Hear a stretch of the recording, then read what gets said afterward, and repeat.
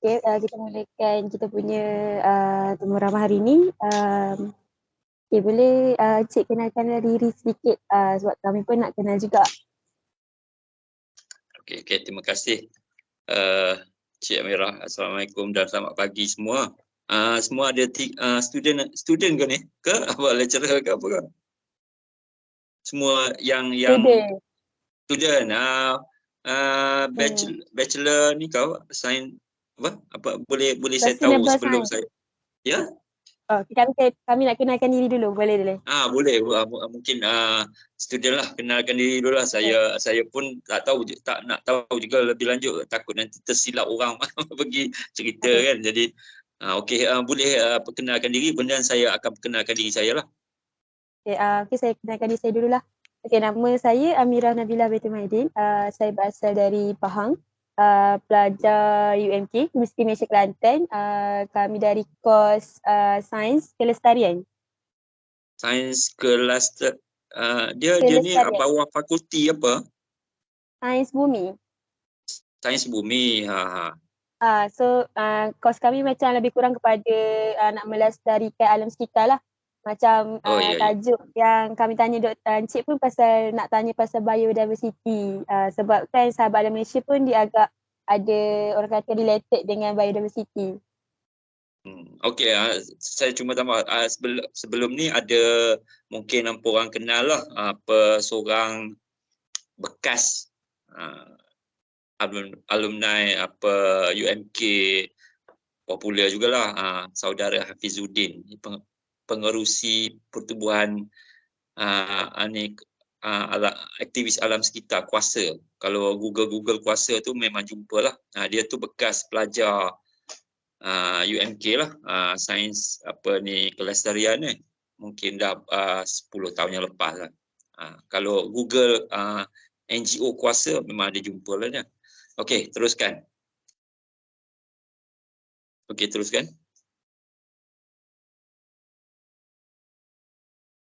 Cik Amirah, teruskan. Halili dengan Dash boleh kenalkan diri kot. Saya dulu ya. Okey, Dash dulu. Tak apa, silakan. Okay, terima kasih. Okay, Assalamualaikum, selamat pagi. Nama saya Halili binti Ibni Malik. Saya asal daripada Pasir Putih, Kelantan.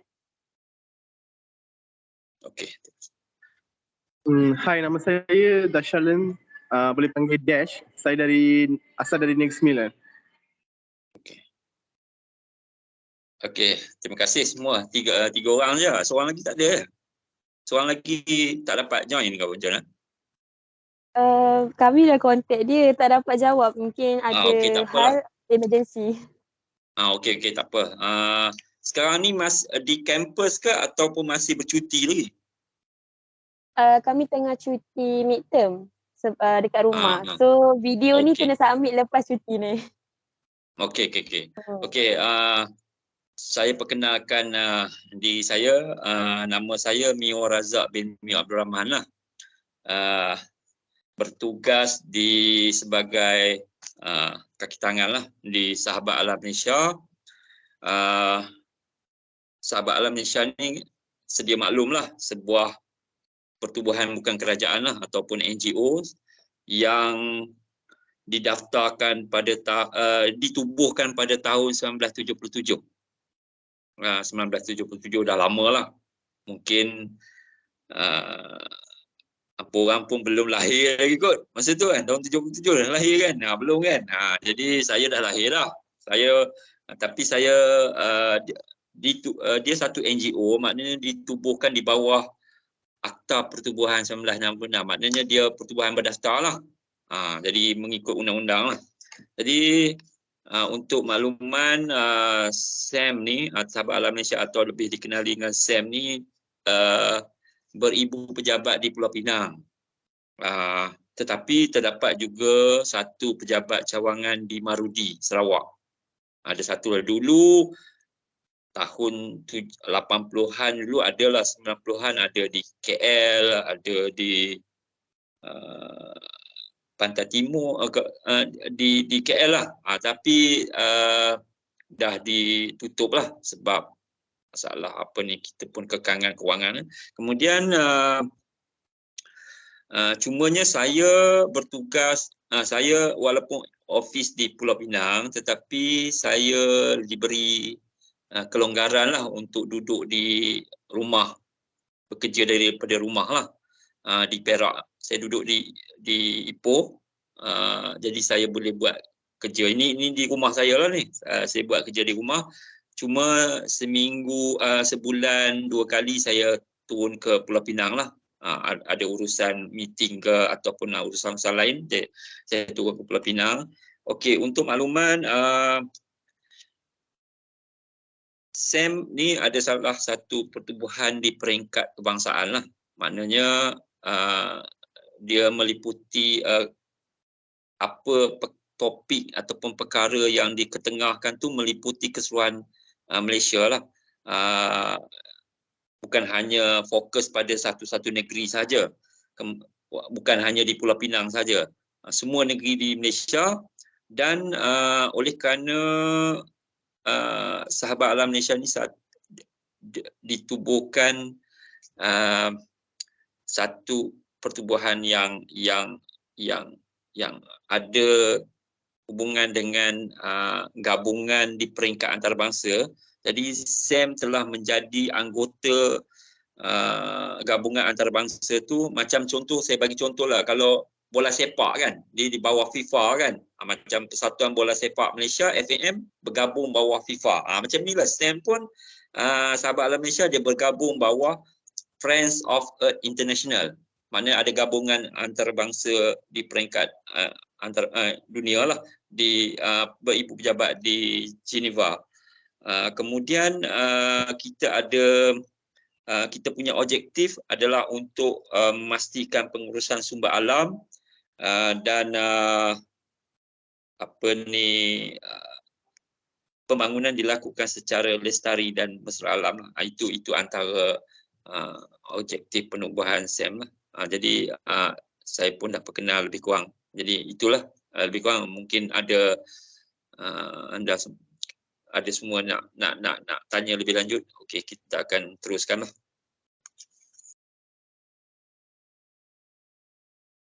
Okay, terima kasih Encik untuk penerangan sikit tu. Jadi kan macam Encik ceritakan tentang latar belakang SAM tadi kan. So kami nak tahulah juga SAM ni dia macam apa, dia menjerumus kepada macam bidang apa, ataupun dia melihat daripada aspek alam sekitar tu ataupun kelestarian tu daripada segi aspek mana? Kita melihat aspek alam sekitar tu dari segi pengurusan sumber alam dan pembangunan yang secara lestari dan mampan lah. Maknanya kita bukan kata maknanya SAM tu menolak pembangunan, tetapi pembangunan tu biarlah tidak menghalang ataupun menjejaskan mana-mana pihak. Contohnya komuniti orang asli kan. Kita nak buat satu pembangunan tu tidak menjejaskan sosioekonomi penduduk setempat. Itu contohlah kan. Macam di Kelantan contoh, banyak timbul isu pencerobohan kawasan orang asli, kawasan kawasan pencarian rezeki, kawasan cari makan, kawasan tempat orang asli, itu dah terganggu. Jadi kita nak cuba pastikan pembangunan tu tidak menjejaskan mana-mana pihak. Begitu juga nelayan. Kalau kita musnahkan, orang sedia maklumlah, kepentingan bakau. Kalau kita musnahkan bakau, kita tak kawal pemusnahan hutan paya bakau, akan menjejaskan sumber marin ataupun sumber perikanan. Jadi itu sebab kita kena kawal, pastikan hutan paya bakau tu dilindungi. Sekarang ni orang melihat hutan paya bakau tu satu tempat yang tidak berfaedah tidak bermanfaat. Orang yang tak faham lah. Tetapi kita nak pastikan nelayan tu boleh mencari rezeki, sumber pendapatan sampai bila-bila. Jadi salah satu caranya kita pastikan kawasan hutan paya bakar tu terpelihara dan dilindungi.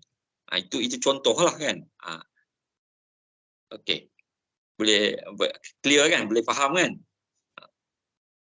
Cumanya sekarang ni saya di Sahabat Alam Malaysia, saya lebih fokus kepada isu ataupun topik ataupun perkara yang saya fokuskan adalah lebih kepada pengurusan sumber hutan lah. Tapi walau macam mana pun saya ada juga terlibat dengan topik-topik lain macam isu pencemaran, isu guna tanah, isu town planning. Itu saya kena ni ke lah, tetapi fokus utama saya untuk saya lebih fokus kepada pengurusan sumber hutan lah, sebab background saya belajar berkaitan dengan hutan. Jadi saya fokus pada itulah. Utamanya di Kelantan memang kami selalu, bukan kata selalulah, biasa turun di Kelantan bila timbul isu-isu berkaitan dengan pengurusan hutan di negeri Kelantan. Okey. Ada apa lagi nak tanya? Saya nak tambah lagi, oleh kerana SAM ni ditubuhkan pada tahun 1977, dan SAM pun dah dikenali di peringkat antarabangsa lah, kerana dia bergabung di bawah menjadi anggota Friends of Earth International tu. Jadi daripada aktiviti ataupun komitmen yang telah dilaksanakan oleh SAM tu, SAM telah pernah diberi penghargaan dan anugerah lah, beberapa anugerah, contohnya Livelihood Award 1988, Goldman Award 1991, dan United Nations Environmental Program Global 500, Rule of Honor 1987. Itu antara anugerah yang SAM pernah terima lah di peringkat antarabangsa. Jadi maknanya dah kejayaan yang SAM ni telah terbukti lah. Cumanya penglibatan kaki tangan tu sering bertukar ganti lah. Maknanya mungkin staf-staf yang lama tu dah berhenti ataupun dah tidak bekerja lagi dengan SAM lah. Cumanya silih berganti. Saya ni bekerja dengan SAM dah lebih sepenuh masanya lebih 20 tahun lah. Tapi sebelum tu saya terlibat secara sukarela lah. Sebelum saya bekerja sepenuh masa dengan SAM, saya terlibat secara sukarela. Dan saya pun dah diberi ruang, diberi peluang untuk menghadiri beberapa bengkel dan program di peringkat antarabangsa lah. Jadi hasil daripada pelibatan saya sepenuh masa dengan SAM lah. Itu adalah 1-2 tempat yang saya dah pergi untuk terlibat secara langsung lah, mewakili Sahabat Alam Malaysia, mewakili SAM. Okey, boleh clear kan? Faham lah tentang apa dia SAM yang sebenarnya lah. Okey, ada lagi? Naja.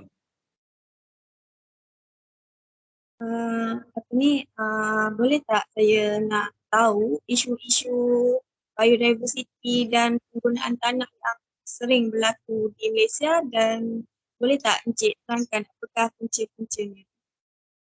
Okey.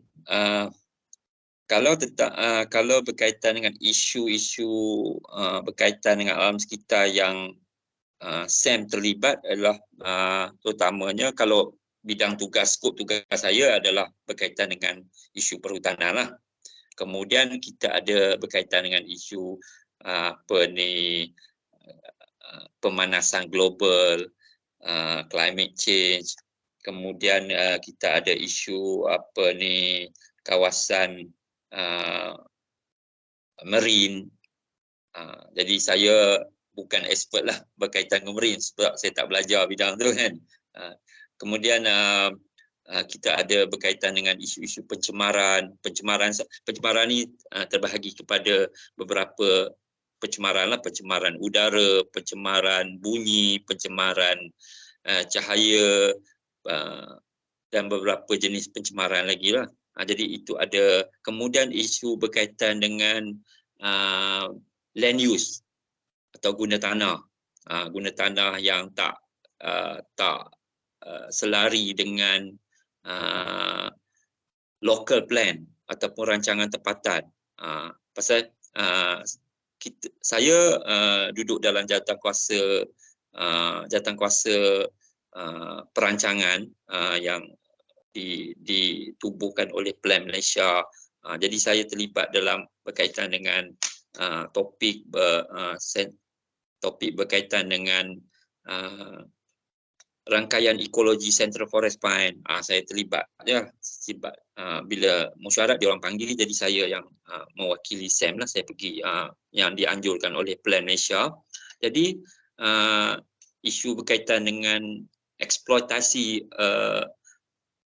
kawasan Central Forest Pine, contohnya lah kan, Ampun sedia maklum, Central Forest Pine tu contohnya Banjaran Titiwangsa kan, Banjaran Titiwangsa yang menganjur daripada utara tu meliputi beberapa negeri sampai ke selatan, sampai ke Negeri Sembilan lebih kurang lah kan. Jadi itu salah satu kawasan Central Forest Pine yang utama. Dan Central Forest CFF ni ataupun CFF, lebih mudah CFF lah disebut CFF ni, dia ada satu rangkaian ataupun laluan antara penyambung antara TFF yang lain, kompleks hutan yang lain. Jadi antara penyambung ataupun sambungan antara satu CFF dengan CFF yang lain tu kita panggil dia rangkaian ekologi primary linkage. Dia ada primary linkage, penyambungnya linkage, sama ada dia primary linkage ataupun secondary linkage. Jadi itu memudahkanlah pergerakan hidupan liar. Tetapi isunya sekarang penyambung antara satu kompleks hutan dengan satu kompleks hutan yang lain tu telah dieksploitasi. Ini yang masalahnya, sebabnya bidang kuasa ataupun peruntukan perlembagaan yang memberi kuasa mutlak kepada negeri-negeri untuk membuat keputusan tentang hal ehwal tanah, hutan dan sumber asli. Jadi walaupun kita mempunyai dasar yang jelas di peringkat persekutuan, tetapi berdasarkan perlembagaan persekutuan, perkara 74/2 tu, kalau buka Google balik, perkara 74/2 tu jelas menyatakan perlembagaan persekutuan yang menyatakan bahawa bidang kuasa tanah, hutan dan sumber asli itu adalah bidang kuasa negeri. Kita mempunyai perancangan, rancangan pemajuan ataupun rancangan fizikal yang baik di peringkat persekutuan. Dasar pun baik di peringkat persekutuan, tetapi bila pelaksanaannya ini yang timbul isu. Bila kerajaan negeri mempunyai kuasa mutlak untuk membuat keputusan. Kadang-kadang kita kata kawasan tu kaya dengan biodiversity, tetapi pada masa sama kerajaan negeri memberi kelulusan untuk membangunkan kawasan tersebut. Jadi bercanggahlah dengan rancangan fizikal negara, dan beberapa dasar yang lain lah. Ini yang kita bimbang lah. Ini yang menjadi isu ni. Kalau pihak berkuasa negeri ataupun kerajaan negeri mematuhi segala pelan perancangan fizikal atau kalau pelan Malaysia dipanggil rancangan pemajuan. Rancangan pemajuan ni macam contohnya rancangan fizikal negara, rancangan struktur negeri, rancangan tempatan daerah. Kalau kerajaan negeri patuhi, tidak timbul isu lah. Jadi ini yang bila timbul isu bila pihak berkuasa negeri tidak mematuhi apa yang diputuskan atau yang ditetapkan dalam segala dasar di peringkat federal tu. Ini yang menjadikan isu. Sebagai contoh, berkaitan dengan hutan lah, kan? Saya bagi mudah berkaitan dengan hutan pasal saya selalu buat isu berkaitan dengan hutan. Isunya berkaitan dengan tiga trend yang saya rasa yang menyebabkan hutan kita dieksploitasi dan dimusnahkan. Sekarang ni bukan orang banyak cakap pasal illegal logging ataupun pembalakan haram. Sebenarnya pembalakan haram tu bukan satu isu yang besar sangat kalau dalam konteks di Semenanjung Malaysia lah. Kalau kita konteks dalam, kerana pembalakan haram tu ditakrifkan pembalakan aktiviti penerbangan balak yang tidak mendapat kelulusan. Tetapi yang menjadi isu sekarang ni pertamanya ialah isu deforestation, pemusnahan hutan lah, deforestation ni. Trendnya ada tiga cara. Satu, melalui yang sekarang dikenali sebagai pelaksanaan pembangunan ladang monoculture ataupun ladang hutan dalam hutan simpanan kekal. Ini banyak berlaku di Kelantan. Yang menimbulkan isu di Kelantan ni apabila pembangunan ladang hutan dilaksanakan dalam hutan simpanan kekal. Bayangkan, kita status tanah tu hutan simpanan kekal, tetapi dalam hutan, liputan hutan dalam hutan simpanan kekal tu di-clearingkan, dijadikan ladang, tetapi status tanah tetap hutan simpanan kekal. Ini yang banyak berlaku di Kelantan. Hampir 27% keluasan hutan simpanan kekal di Kelantan dijadikan ladang hutan. Nama je sebut ladang hutan, terma dia ladang hutan, tetapi nama hutan, tetapi realitinya kalau kita pergi bukannya hutan, dia dah dijadikan ladang. Kemudian isu eksploitasi kawasan hutan ni, keduanya menjadikan kawasan hutan simpan kekal tu status tanahnya hutan simpanan kekal tetapi dijadikan kawasan pelombongan. Ini pun biasa berlaku di Kelantan dan beberapa negeri yang lain. Dan yang satu lagi trend iaitu penyahwartaan. Nyahwarta status hutan simpanan kekal tu. Ini bukan hanya di Kelantan, di banyak negeri di lain lah.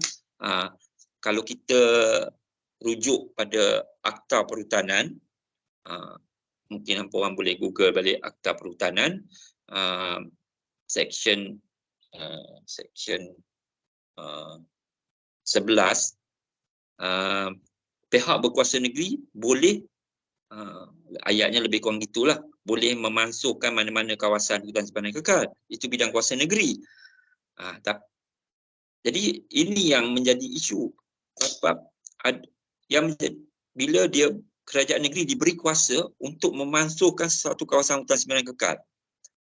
Sedangkan kawasan hutan simpanan kekal tu kita tengok ada kepentingannya kepada biodiversiti. Dari segi biodiversitinya dia ada kepentingan, tetapi kerajaan negeri mempunyai kuasa mengikut akta tu untuk memansuhkan kawasan tu. Jadi ini yang membimbangkan kita, menjadi isu lah. Kemudian apatah lagi kerajaan negeri tidak mengganti mengikut Seksyen 12. Seksyen 12 kerajaan negeri perlu ganti, tetapi isunya tidak ganti. Ini pernah ditegur oleh laporan Ketua Audit Negara lah beberapa tahun yang lepas. Beberapa negeri telah ditegur kerana tidak mengganti semula kawasan hutan simpanan kekal yang telah dinyah warta. Ini yang perlu di antara 3 trend isu deforestation dan eksploitasi kawasan hutan simpan, terutamanya hutan simpanan kekal lah. Ini yang menjadi kebimbangan dan merisaukan kami lah. Jadi bukan kata, jadi kami terpaksa sediakan satu macam asas lah atau justifikasi sebab apa kita tidak setuju kawasan tu dinyah warta. Contohnya, sebab apa kita tidak setuju kawasan tu dijadikan kawasan ladang hutan. Sebab jadi kami kena sediakan dokumen lah, dokumen sebab apa kita tidak bersetuju dengan penyahwartaan kawasan hutan ataupun dijadikan ladang hutan. Itu contohlah. Kemudian kita juga ada kalau berkaitan dengan kawasan marin, kita tidak bersetuju dengan isu penambakan laut atau kawasan pantai lah. Jadi sebagaimana kita sedia maklum, kawasan laut bila ataupun kawasan pantai ditambak akan menjejaskan sosioekonomi kawasan tersebutlah. Contohnya yang ada komuniti nelayan. Jadi kawasan pantai itu biasanya sebelum ini dijadikan kawasan tangkapan ikan utama, tetapi bila ditambak akan menjejaskan kawasan penangkapan ikan, utamanya di kawasan yang isu yang besarnya di Melaka lah. Sebab kita sedia maklum Melaka ni kawasan pantainya taklah begitu panjang ataupun luas. Jadi kawasan perairannya pun terhad. Jadi pihak berkuasa nak tambak pula kawasan tu. Jadi akan menjejaskan aktiviti nelayan, utamanya nelayan pesisir pantai. Kita sedia maklum nelayan pesisir pantai ini adalah nelayan yang boleh dikatakan kais pagi makan pagi, kais petang makan petang. Jadi pendapatannya pun tak seberapa. Kemudian kita musnahkan pula kawasan penangkapan, kawasan dia cari rezeki. Jadi ini yang menjadi isu lah. Jadi ini juga kita perjuangkan sekarang ni, isu penambakan kawasan laut dan kawasan pantai ni banyak berlaku di kawasan pantai barat.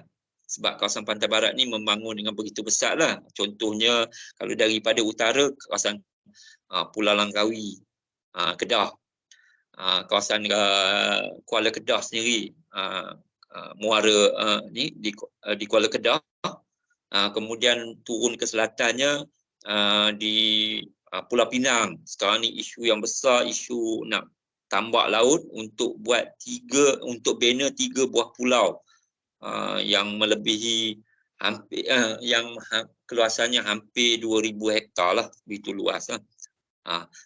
Itu semua melibatkan kawasan penangkapan ikan dan kawasan aktiviti nelayan lah. Kemudian di Perak, masuk di Perak pula ada beberapa tempat nak ditambak.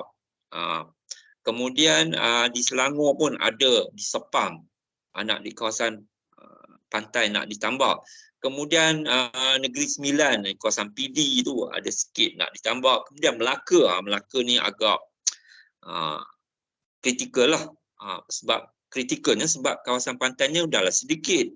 Kemudian perairan dia pula terhad. Sebab dia Selat Melaka tu dah di bahagian negeri Melaka tu dia dah sempit. Jadi bila tambak, nelayan lagi susah. Ruang untuk nelayan buat tangkapan tu agak terhad. Kemudian di Johor pun ada, di Teberau ada, kemudian ke pantai timur tu di Kuala Terengganu ada juga sedikit tambakan laut. Di Kelantan belum ada isu penambakan lagi sebab mungkin pembangunan kurang pesat berlaku di Kelantan. Jadi tidak ada isu penambakan laut lah atau penambakan pantai di Kelantan. Tetapi di Kelantan ni isunya oleh kerana kurang perhatian terhadap pemeliharaan kawasan pantai menyebabkan hakisan berlaku pula. Walaupun dia tak ada penambakan laut ataupun penambakan pantai, tetapi isunya pihak berkuasa kurang memberi perhatian terhadap pemeliharaan kawasan pantai. Jadi berlakunya hakisan pantai. Sebab kawasan bakau kita tidak jaga, kemudian tidak ada program-program pemeliharaan ataupun langkah mitigasi di kawasan pantai menyebabkan berlaku hakisan pantai yang serius di negeri Kelantan dan negeri Terengganu. Korang sedia maklumlah di pantai di Kelantan banyak mengalami hakisan kan. Kita lihat sendirilah. Sebab tidak ada langsung, kurang komitmen, kesungguhan untuk buat sesuatu untuk memelihara kawasan pantai. Salah satunya kita kena banyakkan tanam pokok lah, tetapi tidak ada komitmen yang bersungguh-sungguh lah untuk buat aktiviti penanaman pokok di kawasan pantai. Itulah antara isu. Kemudian isu yang berkaitan dengan radioaktif, walaupun saya tidak terlibat secara langsung, tetapi SAM ada terlibat secara terlibat dalam isu-isu radioaktif. Contohnya bantahan terhadap isu REE di isu liners di Gebeng, Kuantan. Kemudian pada tahun 1990-an dulu terkenal dengan isu sisa radioaktif daripada loji pemprosesan, di satu loji pemprosesan di Bukit Merah. Di Perak lah, di Lahad Perak. Jadi hingga menimbulkan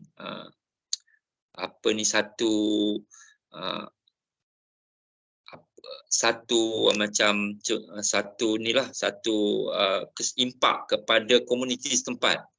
Ini isu besar lah pada tahun 1990-an. Masa tu saya pun masih lagi belum bekerja dengan SAM lah secara sepenuh masa. Jadi itu antara isu-isu besar yang SAM tanganilah. Kalau nakkan cerita tu agak panjang lah, 1 hari pun tak cukup lah kalau nak ceritakan isu SAM yang ni. Tetapi saya hanya menceritakan atau menjelaskan isu-isu yang saya sendiri handle dan apa yang SAM handle, isu besar yang SAM handle secara umum lah. Itu lah yang untuk sesi awal ni lah yang saya boleh share lah. Okey, ada apa lagi? Memandangkan SAM ni berlaku banyak tindakan terhadap masalah-masalah biodiversiti, tentunya SAM pernah menghadapi beberapa cabaran dalam mengelakkan dan dalam mengambil tindakan sewajarnya terhadap pihak yang melakukan seperti pencurubaan, pembalakan. Apakah cabaran yang telah dihadapi oleh pihak Tuhan? Okey, terima kasih Dash. Cabaran yang kami paling utama kita ni, pertama cabaran utamalah kesedaran komuniti lah. Sebab nak menangani isu alam sekitar ni kena ada kesedaran. Kalau tak ada kesedaran, NGO, hanya NGO saja yang ada kesedaran, NGO sahaja yang bersuara, memang agak sukar untuk kita nak tangani sesuatu isu lah. Contohnya isu perhutanan, isu hutan kan. Ramai yang tak faham apa fungsi kepentingan hutan kepada kepada manusia. ramai masih ramai lagi begitu juga apa impaknya radioaktif kepada manusia. Ramai yang tak faham lagi. Jadi cabaran utama ialah kesedaran masyarakat. Kita lihat sendirilah, macam contohnya kita pergi mana-mana lah, baik di mana-mana tempat dalam Malaysia ni, sampah masih bertaburan. Sampah bertaburan menunjukkan kesedaran terhadap alam sekitar tu, kesedaran alam sekitar tu masih rendah. Jadi ini yang cabaran kami yang utama. Kemudian keduanya cabaran kita adalah kekangan daripada pihak berkuasa lah. Sebabnya kita NGO ni hanya boleh menyuarakan, sebab kita tidak ada, NGO tidak ada kuasa. Yang berkuasa adalah pihak berkuasa lah. Maksudnya pihak berkuasa kerajaan, sama ada kerajaan negeri ataupun kerajaan pusat. Kadang-kadang ada yang kita dah lagi satu campur tangan politik. Ini pun masalah juga, campur tangan politik. Contohnya kalau mengikut peruntukan undang-undangnya, kawasan tu EIA-nya tak lulus. Contohlah kan, contoh EIA tak lulus, tetapi pihak berkuasa negeri tetap nak meneruskan projek tersebut. Ini cabaran pada kami lah. Cabaran pada kami, pihak berkuasa tu lebih mempunyai authority, kuasa mutlak untuk terus melaksanakan projek, walaupun kita tahu dia bercanggah dengan polisi, dia bercanggah dengan ketetapan kerajaan persekutuan, tetapi atas kepentingan kerajaan sesuatu negeri tu, dia tetap meneruskan juga projek tu. Ini yang sukar kami nak, cabaran lah pada kami. Jadi kami perlu memberi hujah ataupun justifikasi yang mantap, yang kalau boleh yang lebih akademik lah.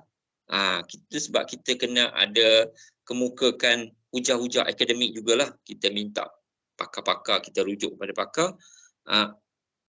Kalau kita buat ni, apa impak dia? Contohnya,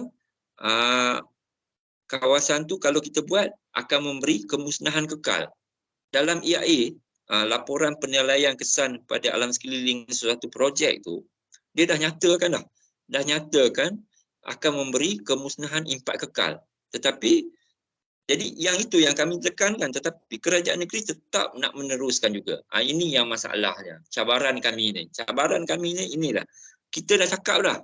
Jadi mau tak mau kita kena bagi, kami cuba sedaya upaya memberi kesedaran kepada masyarakat supaya kalau diorang tidak support kami, masyarakat awam tidak menyokong kami, makna akan memberi impak kemusnahan kekal kepada kawasan tu. Contohnya penambakan laut di Pulau Pinang. Dalam laporan EIA dah jelas menyatakan akan memberi impak kemusnahan kekal. Jadi kerajaan negeri tetap nak meneruskan juga. Jadi cabaran kami yang itulah.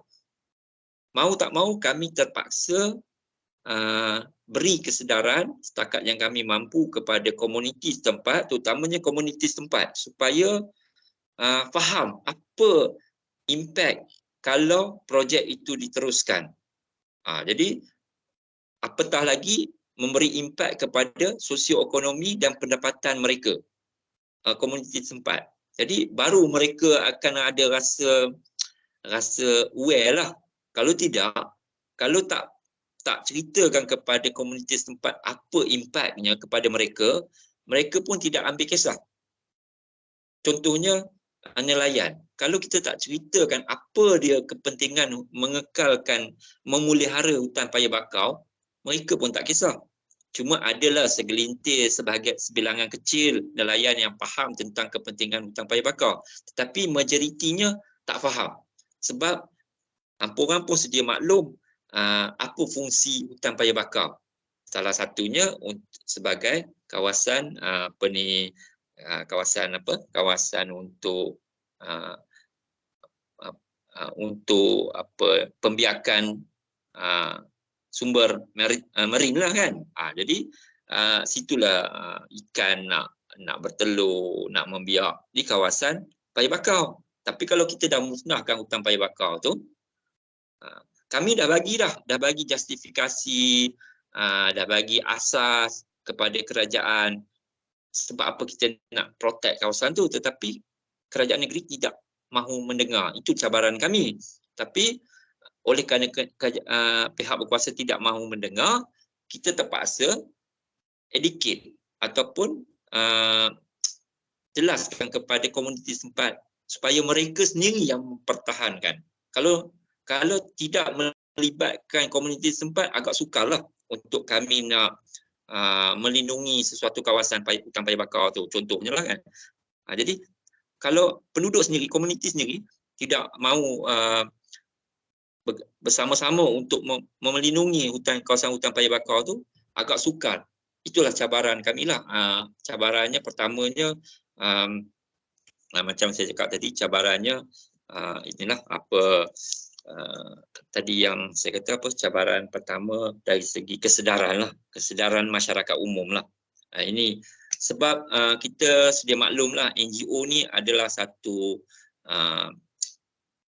entiti yang agak terhad kemampuan dia. Kami pun tak cukup staff, tak cukup kemampuan dari segi kewangan untuk nak bagi kesedaran tu. Jadi kita buat setakat yang termampu. Cuma sekarang ni okeylah sikit, ada media sosial, ada cara macam ni, kaedah berkomunikasi macam ni. Jadi tidak ada masalah lah. Cumanya kita tidak boleh sebarkan maklumat tu kepada ramai.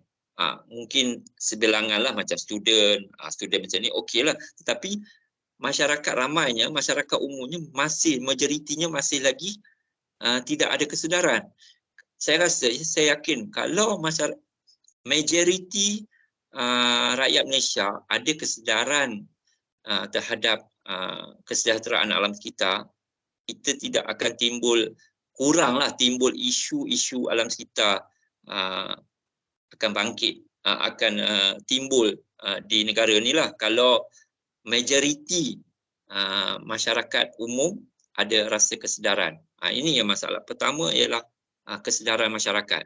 Keduanya, kekangan daripada pihak berkuasa lah. Itu dua perkara utama yang saya rasa cabaran bagi kami lah.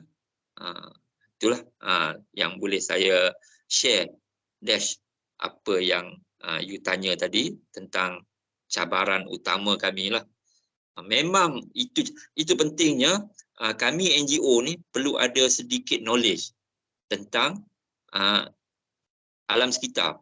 Knowledge tentang alam sekitar. Kalau kami pun tak faham tentang alam sekitar kita, duk bantah-bantah, bising-bising, tetapi tak ada fakta, tak ada asas, tak ada rujukan, memang susah lah. Jadi itu pentingnya pengetahuan ataupun knowledge tentang alam sekitar tu, walaupun basic, penting. Contohnya kita kena faham tentang beberapa peruntukan undang-undang. Kita nak bagi kesedaran pada masyarakat, kita sendiri kena ada knowledge sedikitlah, asas tentang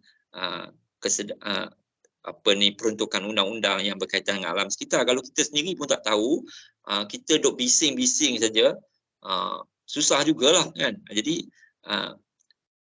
nak menangani cabaran tu, salah satunya dengan ada asas ataupun knowledge, pengetahuan asas tentang berkaitan dengan alam sekitar. Itu sebab pentingnya macam student yang berkait dengan alam sekitar ni, dia dah ada knowledge, dia tak ada masalah lah. Macam hampa orang tak ada masalah sebab ada basic knowledge sudah ada.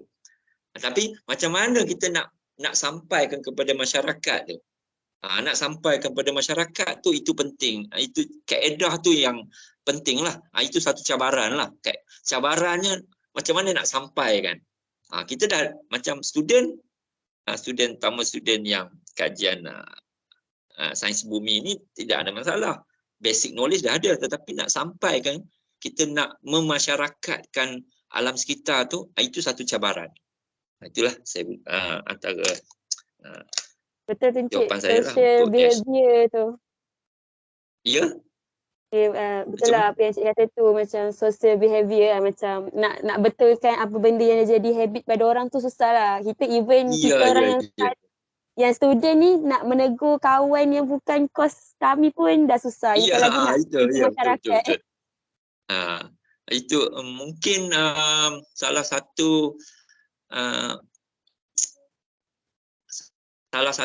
caranya gaya hidup lah. Gaya hidup kita, biar orang tengok kita, orang akan, kita nak ubah orang lain tu, kita kena tunjuk contoh yang baik lah.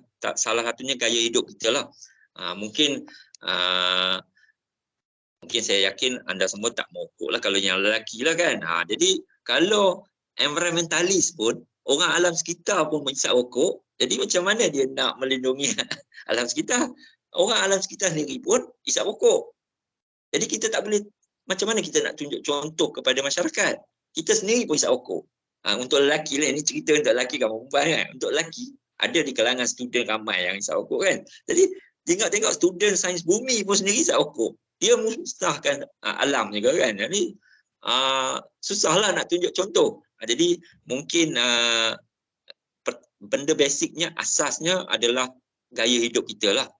Gaya hidup kita mungkin kita gunakan, kalau di negara kita ni mungkin agak sukar kita nak guna basikal kan. Tapi sekurang-kurangnya kita tunjuk cara lain lah. Basikal tu mungkin, penggunaan basikal tu mungkin tak sesuai.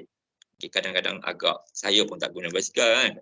Cuma saya guna basikal untuk riadah je, untuk rekreasi, untuk kayu-kayu saja, ambil angin je. Tapi untuk cara lain, macam contoh kita kurangkan penggunaan plastik. Bukan kata tak boleh langsung guna plastik tu, tapi kita kalau boleh kita kurangkan penggunaan plastik, amalkan budaya 3R tu.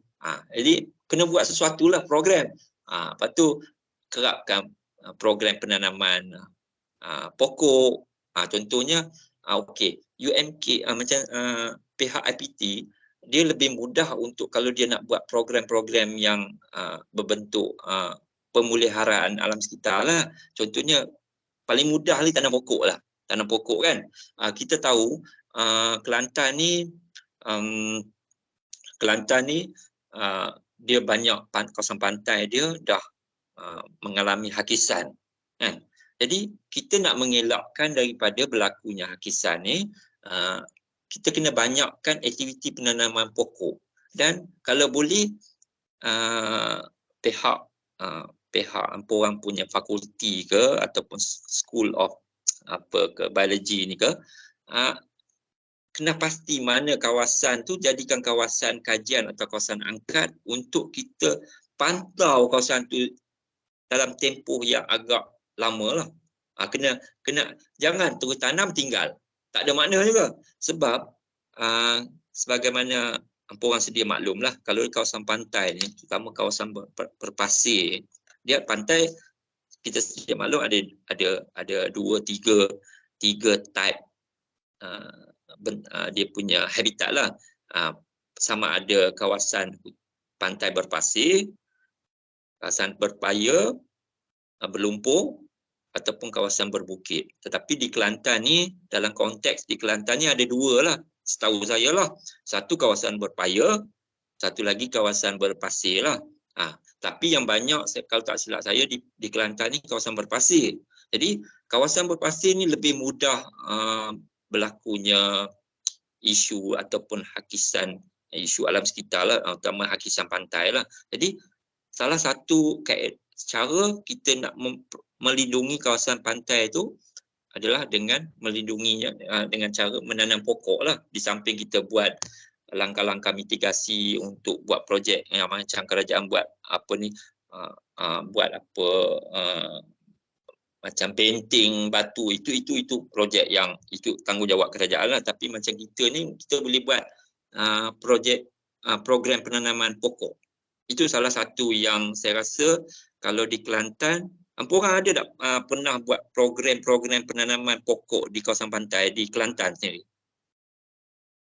Pantai tak pernah, tapi kawasan Paya pernah rasanya. Diorang ada Paya buat apa tu? gabungan. Paya apa Dekat tu? tak sure lah, saya tak join. Ada beberapa orang lah yang join. Paya bakau ke paya bakau? Paya bakau apa? rasanya. Saya tanya Okey. Alili ada tak? Di Sri 7 kalau tak silap. Pantai? Pantai Sri 7. Tepat. Itu berpasir kan? Pantai berpasir ke? Ke pantai berlumpur? Berlumpur rasanya. Ya, lumpur. Lumpur maknanya dia ada bakau lah apa semua tu kan? Diorang tanam pokok kat situ. Okey. Mungkin inisiatif hampa lepas ni lah, ini pandangan saya lah, cadangan saya lah. Minta pihak pengurusan fakulti ke atau pihak pengurusan UMK buat satu kerjasama dengan pihak berkuasa negeri untuk kena pasti, hampa kena pastilah mana-mana pantai di Kelantan tu jadikan tapak untuk case study, dan dalam pada sama kita pelihara kawasan tu untuk nak mengelak matlamatnya, kita untuk objektifnya untuk nak mengelak daripada berlakunya hakisan lah. Hakisan pantai ni agak serius. Dan hakisan pantai ni menyebabkan kawasan tanah kita semakin berkurangan. Ini yang kita bimbang, kawasan tanah semakin berkurangan disebabkan oleh berlakunya impak daripada hakisan pantai lah. Jadi salah satu cara untuk nak mengurangkan atau nak mengelakkan daripada berlakunya hakisan tu, kita kena banyak tanam pokok. Lepas tu pula, kalau kita katalah setengah banyak IPT dia buat program tanam pokok, bukan kata di UMK je, di IPT lain pun, saya pun biasa buat dengan USM, biasa buat dengan UITM, tetapi dia buat program tu buat sekali, lepas tu tinggal. Jadi satu masalah lah, bukan masalah, jadi satu macam projek tu, program tu tak berdaya maju, tak sukses lah, sebab tanam tinggal. Kalau kita kena faham, orang pun saya rasa lebih faham, kalau kawasan pantai terutamanya berpasir, kita tanam, kita kena ada maintenance. Tapi masalahnya sekarang tak ada lepas tanam tinggal. Jadi peratus untuk pokok-pokok yang ditanam untuk hidup adalah kurang, sedikit. Kalau katalah tanam 100 pokok, mungkin 50 pokok je boleh hidup. 50 pokok akan mati, sebab itu pun tengok masa yang kita tanam. Contohnya sekarang dengar kata Kelantan tak hujan lama, kan?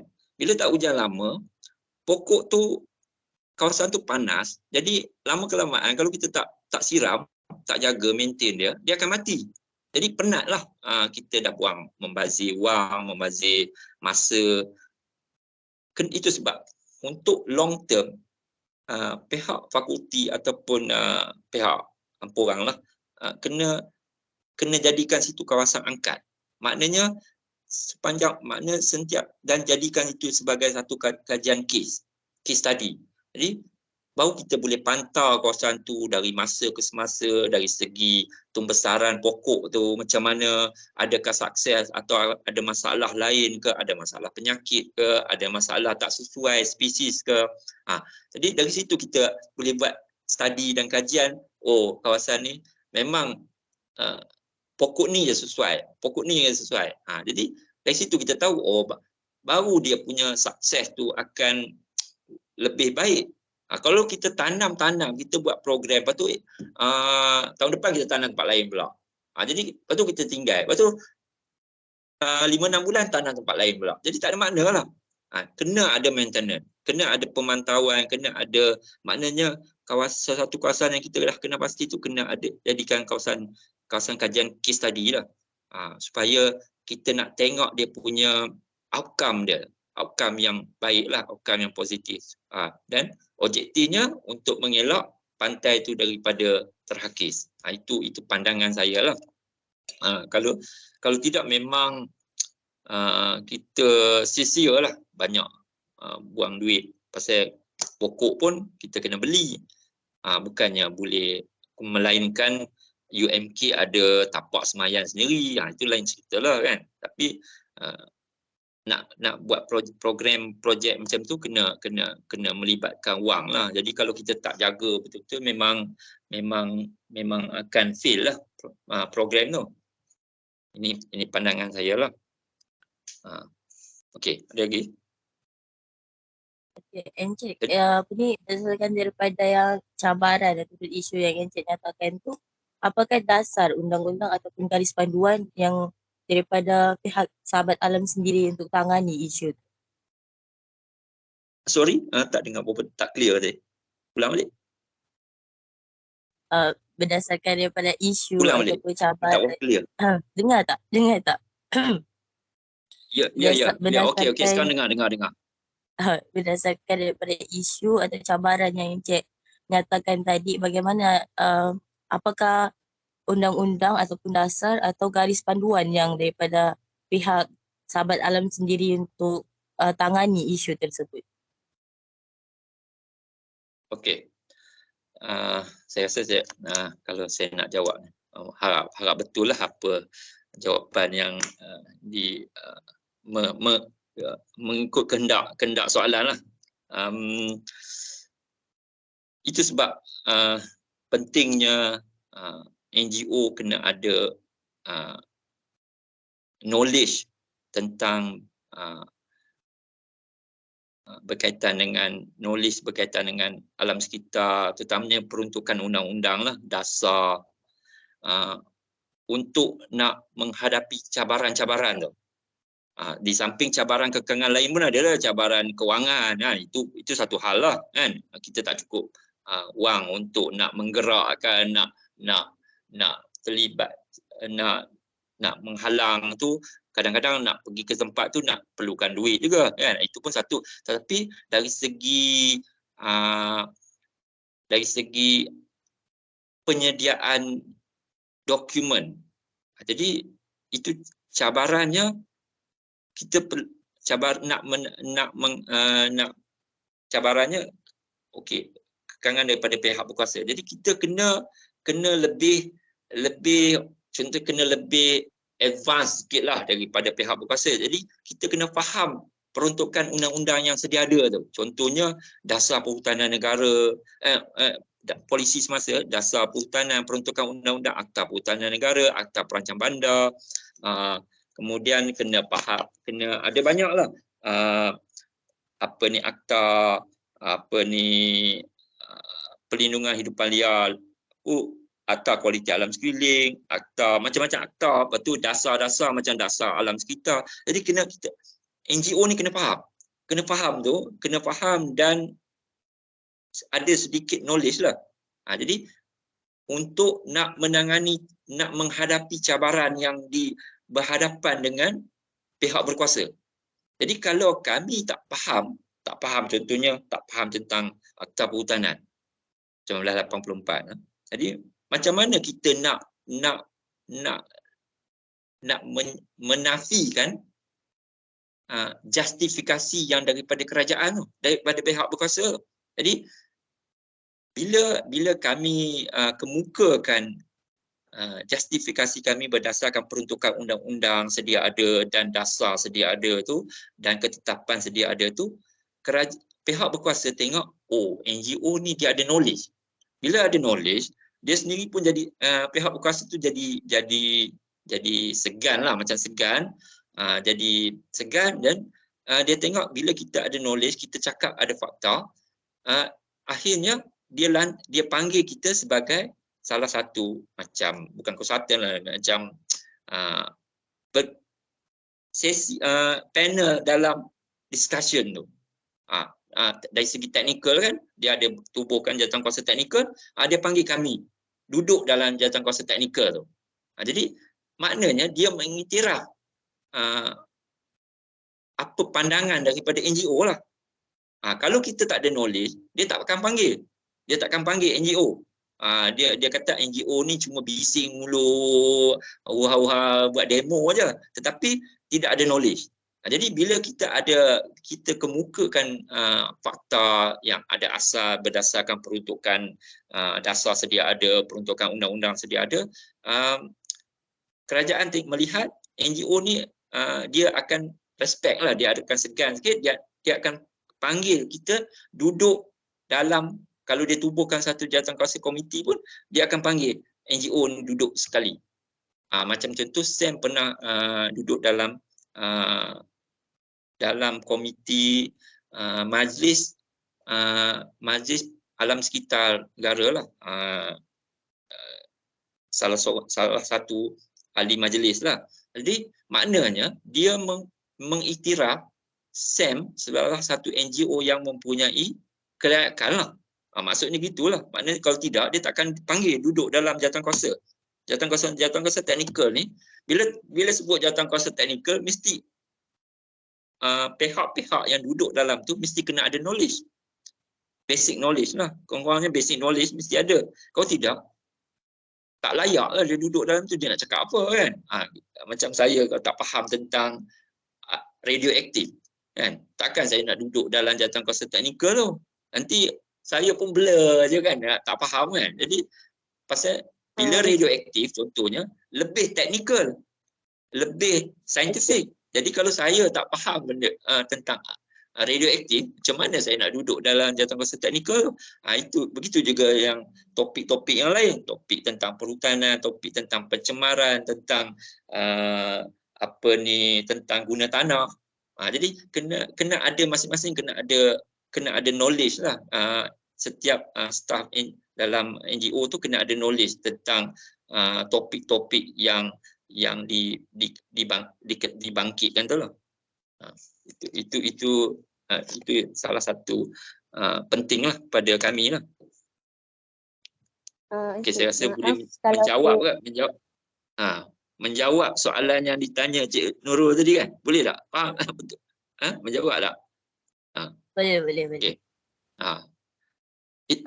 Encik. Ya.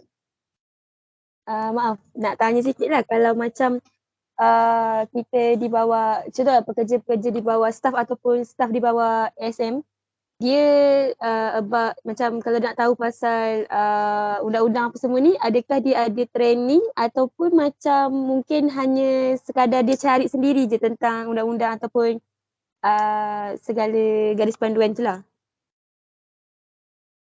Okey, itulah NGO ni dikekangan dia, cabaran dia salah satu kewangan kan yang saya cakap tadi kan, salah satulah kan.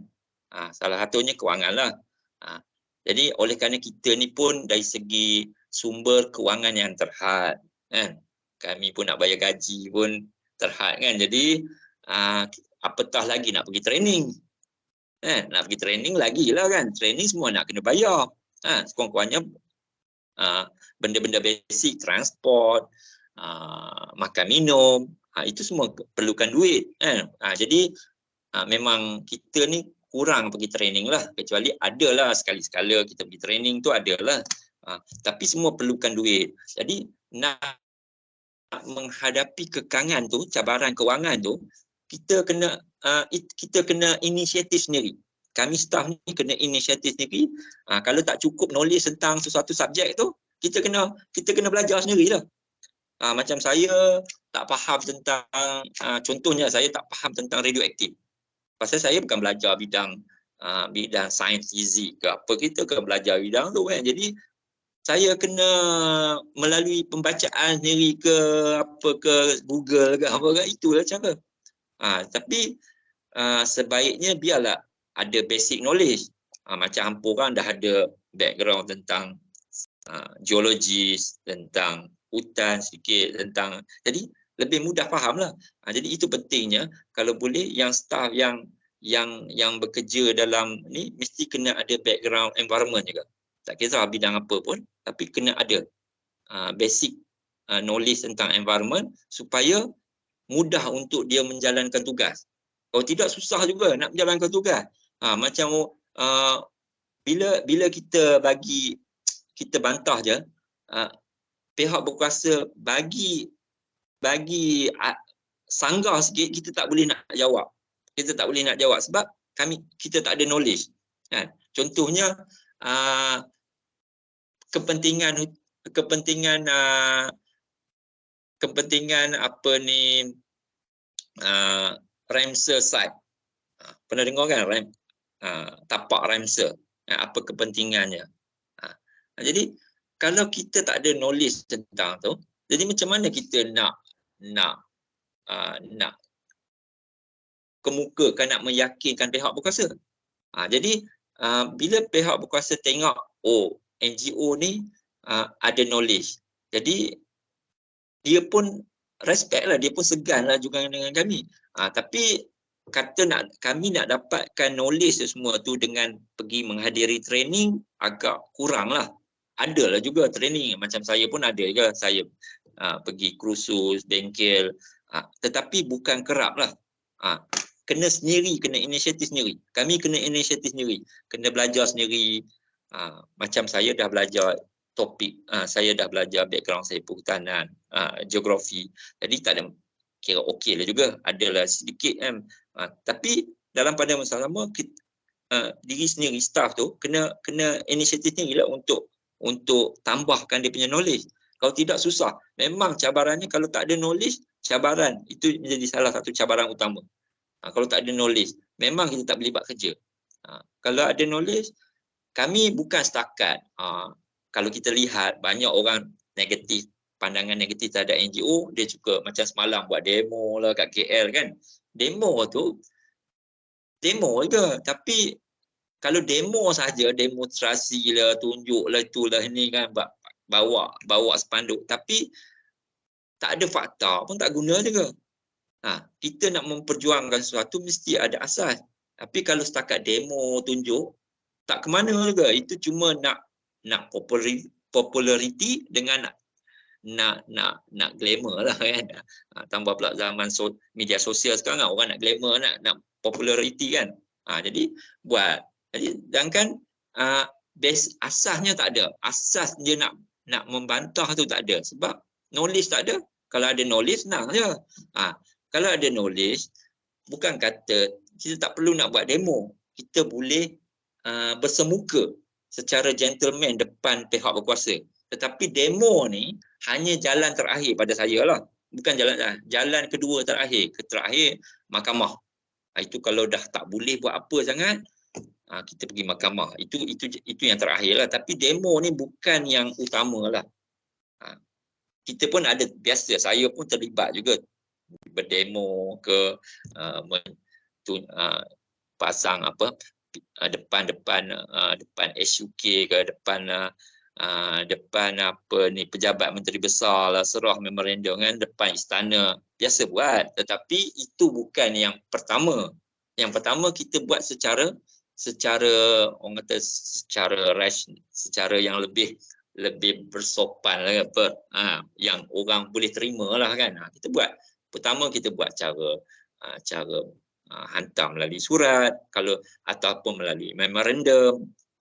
Kita didik, kita bagi kesedaran dulu pada komuniti setempat, dia dah faham, baru boleh kita buat action seterusnya. Kalau tidak, kalau kita ni tapi komuniti tu masih tak faham, kita ni menghasut, seolah menghasut.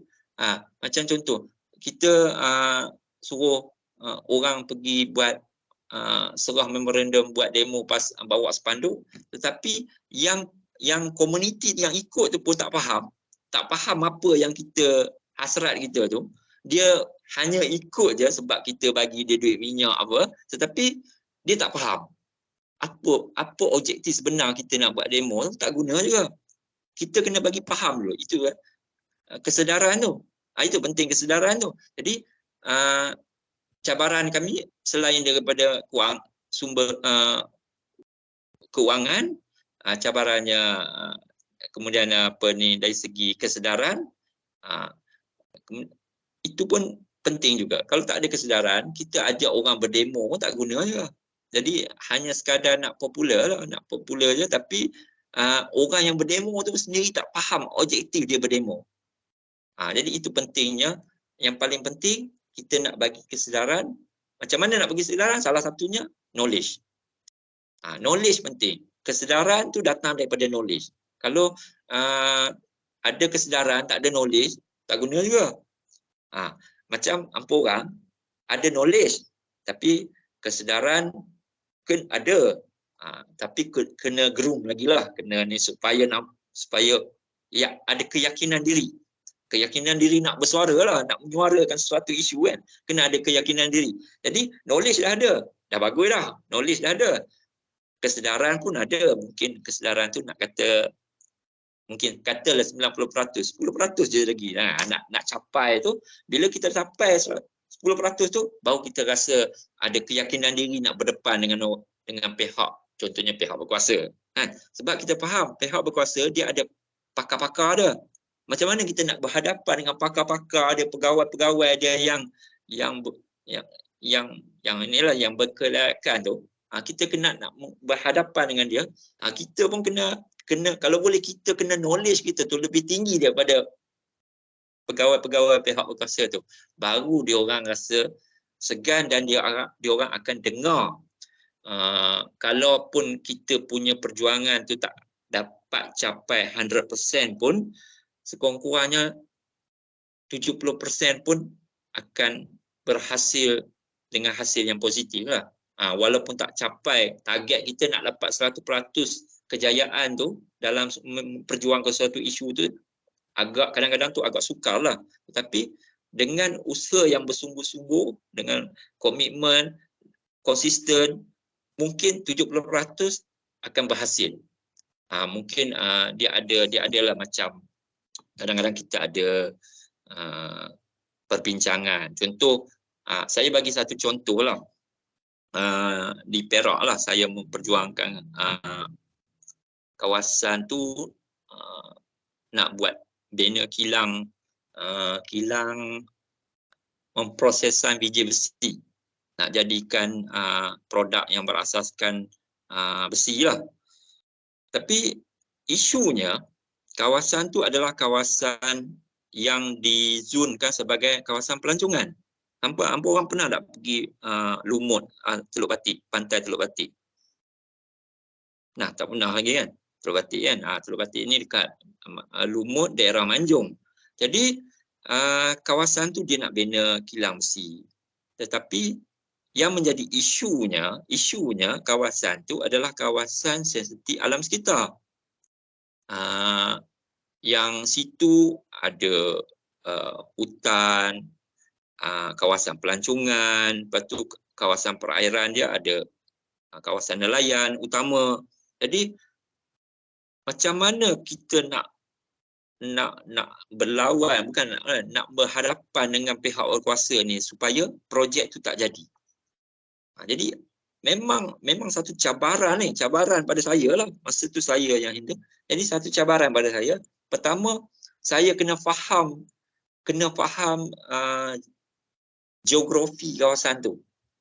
Geografi dari segi land use dia, apa kepentingan hutan dia dekat situ, apa kepentingan kawasan perairan dia.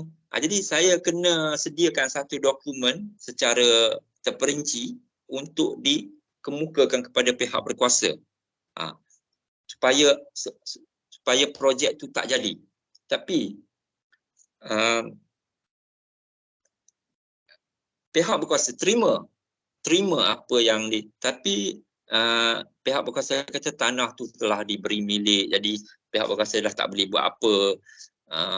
Tapi macam mana pun pihak berkuasa kata penggerak projek iaitu yang nak buat kilang tu akan mematuhi segala syarat-syarat kelulusan laporan EIA tu. Saya yang pertahankan tu kawasan hutan tu. Maknanya jangan diusik. Jadi kalau boleh hutan tu diserah balik kepada pihak berkuasa untuk jadikan hutan simpan. Tapi bila hasil daripada perundingan kami antara pihak berkuasa dengan pemaju projek, akhirnya walaupun hutan tu tidak dapat dijadikan balik sebagai hutan simpan, tetapi sekurang-kurangnya pemilik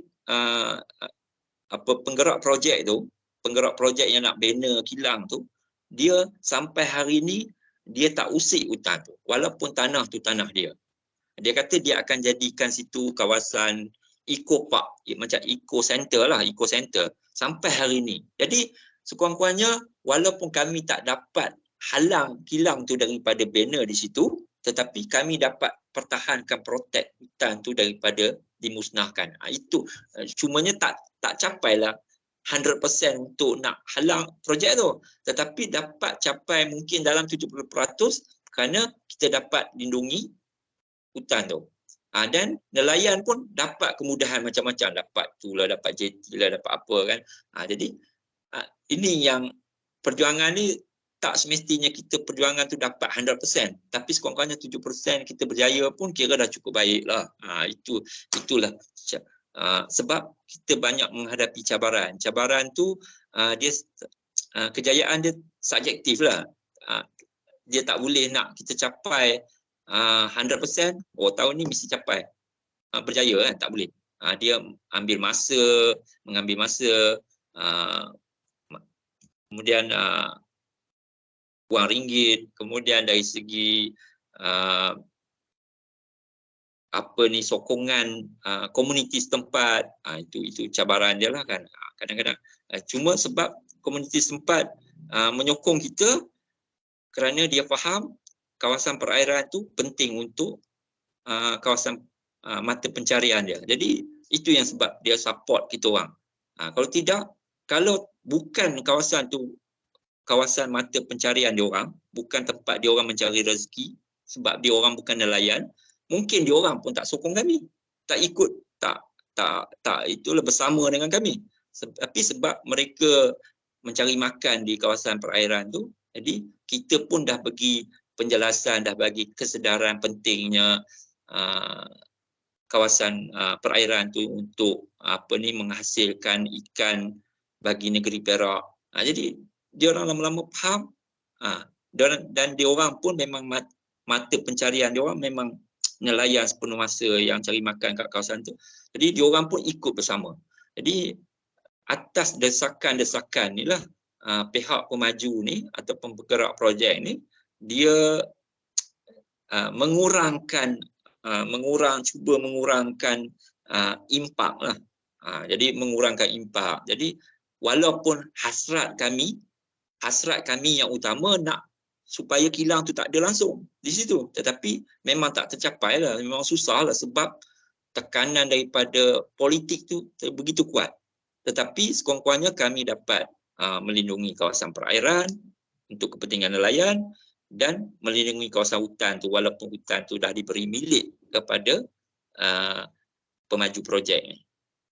Itulah. Jadi jangan harap sesuatu perjuangan tu kita akan berjaya 100%. Mungkin suksesnya hanya 70%. Tetapi yang penting kita buat secara berterusan, konsisten dan berasaslah apa yang kita kemukakan mempunyai asas. Jadi mungkin pihak berkuasa pun akhirnya akan pertimbangkan jugalah, akan fikir, akan terima jugalah. Cuma dia akan ubah suai lah sikit supaya nak memenuhi kehendak komuniti setempat dan tekanan daripada NGO. Okey. Ada lagi. Jadi fahamlah apa yang saya cerita share ni, fahamlah kan? Faham ni kan? Saya rasa kalau student berkaitan environment ni tak ada masalah lah. Jadi fahamlah kan, dia pasal dia ada basic. Cuma kalau kadang-kadang tu student meskom tu dia tak faham. Ada juga meskom tanya saya kan. Yang terbaru sebelum raya tu, masa bulan puasa tu, student meskom tanya saya. Jadi dia orang lagi tak ada basic environment, lagi susah nak faham. Nak cerita pasal hutan pun, berapa jenis hutan pun nak cerita hutan. Kadang-kadang orang faham lah. Hutan ada banyak jenis kan. Kalau di Malaysia lah, dalam konteks di Malaysia kan ada terokat Pama, ada terokat bukit, kat gunung. Apa hutan batu kapur, hutan paya laut, hutan paya bakau, hutan paya gambut, banyak jenis hutan kan. Jadi senanglah nak bercerita. Tapi kalau yang student yang bukan ada background environment, kena cerita A sampai Z dulu. Kena cerita basic dulu. Jenis hutan. Sekarang diorang kadang-kadang hutan pun orang cakap pasal hutan tapi tak faham apa dia terms hutan tu, apa yang ditakrifkan hutan tu. Susahlah. Jadi kena cerita dari mula-mula kan. Tapi macam hampa orang dah ada basic, dah faham, tak payahlah nak saya cerita dari apa dia takrif hutan tu. Itu tak payah ceritalah kan, hampa orang pun dah faham kan. Cumanya kita terus kepada isu dan topik yang kita nak perbincangan. Itulah lebih kurangnya apa yang saya boleh share. Jadi apa lagi yang kalau nak tahu lagi kalau penglibatan saya dalam Sahabat Alam Malaysia SAM ni yang mungkin nak tahu lagi lah.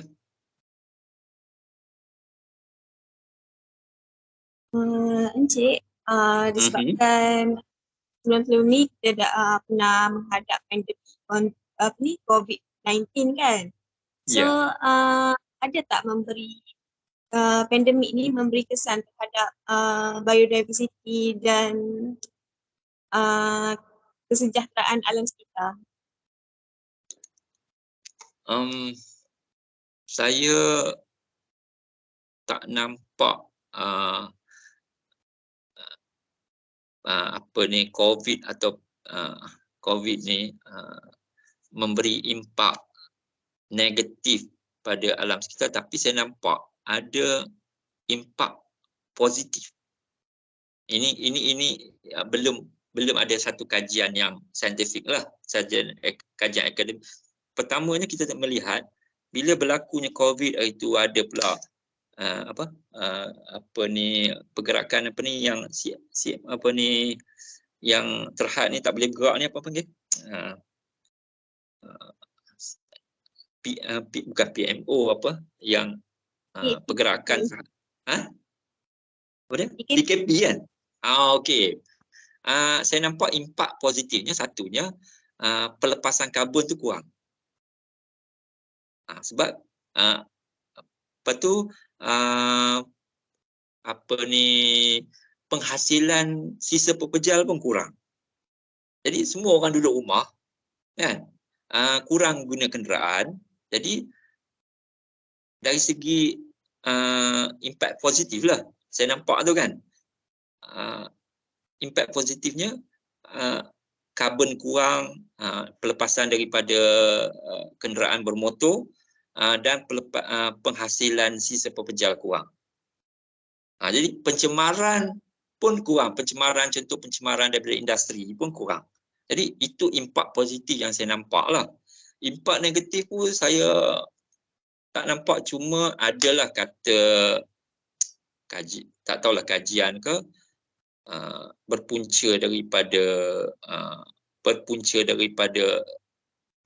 wabak ni berpunca daripada deforestation. Tetapi kajian secara akademik dan saintifik tu saya tak jumpa lagi lah. Kalau aku ada jumpa, tak tahulah kan, saya tak jumpa lagi lah. Itu menyebabkan timbulnya wabak macam COVID ni kan, berpunca daripada salah satunya deforestation. Itu saya tak berani nak cakap lah kata daripada salah satunya daripada deforestation, pemusnahan hutan kan. Jadi itu saya tak berani, tapi saya nampak impak positifnya.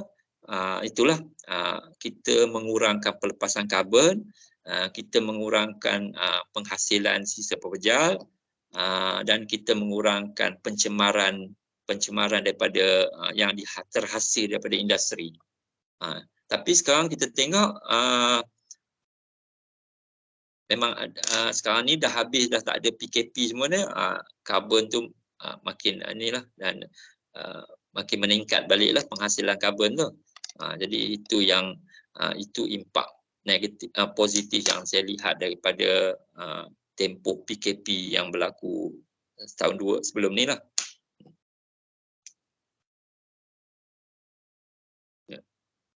Boleh? Okey tu. Boleh. Jadi Ya, boleh, lagi? boleh. Nak tanya pasal apa pandangan daripada pihak Sam terhadap penggunaan tanah yang tidak berdaftar.